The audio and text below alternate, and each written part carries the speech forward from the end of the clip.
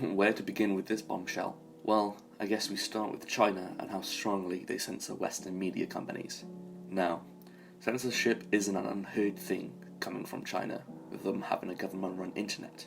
Anyone outside the country needs a government contract, especially if a Western company wants to bring a business into China. This power allows China to bottleneck Western companies trying to capitalize on the Chinese demographic, often having to work with Chinese companies as a way to sell their product in China. This is where censorship in China comes into play into this, tying in with the Free Hong Kong movement. Now, the Free Hong Kong movement came about when... Hold on. For those who don't know what Hong Kong is a city-state of China, having its own rules and government separate from China. China tried to introduce an extradition bill that would allow China to take over Hong Kong's legal system and possibly abuse it to get to political figures speaking against mainland China. This sparked the protests and riots within Hong Kong. Often the students were the main bulk of the protests, as they were trying to defend a right that was given to them from birth and would be potentially taken away. This bill was proposed in February of 2019. There are still riots still going on as of reading and writing this. Now, how does this all tie together with Western companies being censored by China? On two separate occasions. One with the NBA and the other with Blizzard Entertainment. Let's start with the NBA.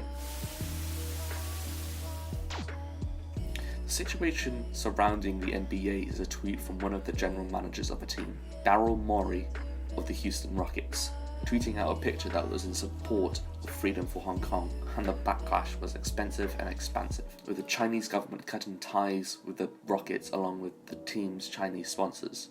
The CBA, who streamed the NBA's games, pulled out, losing them 500 million viewers. China taking a strong stand against the NBA for one of their employees' points of view, having no tolerance in such a matter. This was also unexpected, as the president of the CBA was once a Rockets player, and so to cut ties completely must have been a strong stance. The cutting of ties completely shows that China has no problem cutting Western media out of the Chinese market for political viewpoints that are against their agenda and regime. This was then followed by the NBA going into damage control, with athletes trying to make it up to China. James Harden, Houston's player, talked about how he enjoys playing for China, along with LeBron James, a figurehead of the NBA, talking about how the general manager had no clue about the situation over there.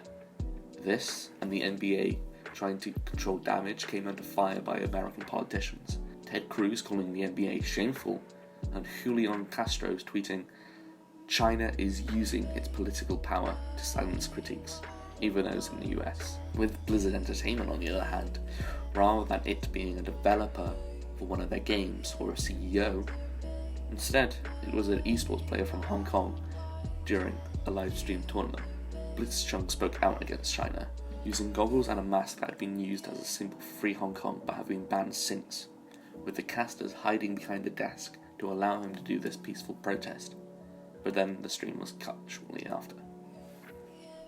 The following day, on October the 7th, Blizzard announced that Blitzchung had been banned from the current tournament and would forfeit any prize money, and would be banned from other Grandmaster tournaments for an entire year. This action was not received well at all, as it snowballed quickly, with activists taking Mei, a Chinese native, and a character from Blizzard, making her into a pro-Hong Kong symbol, along with Mark Kern, a former Blizzard employee, building up the protest against Blizzard with their Twitter hashtag boycott Blizzard, along with players of the video game, cancelling their subscriptions and stating why as either hashtag boycott Blizzard or other pro-Hong Kong statements.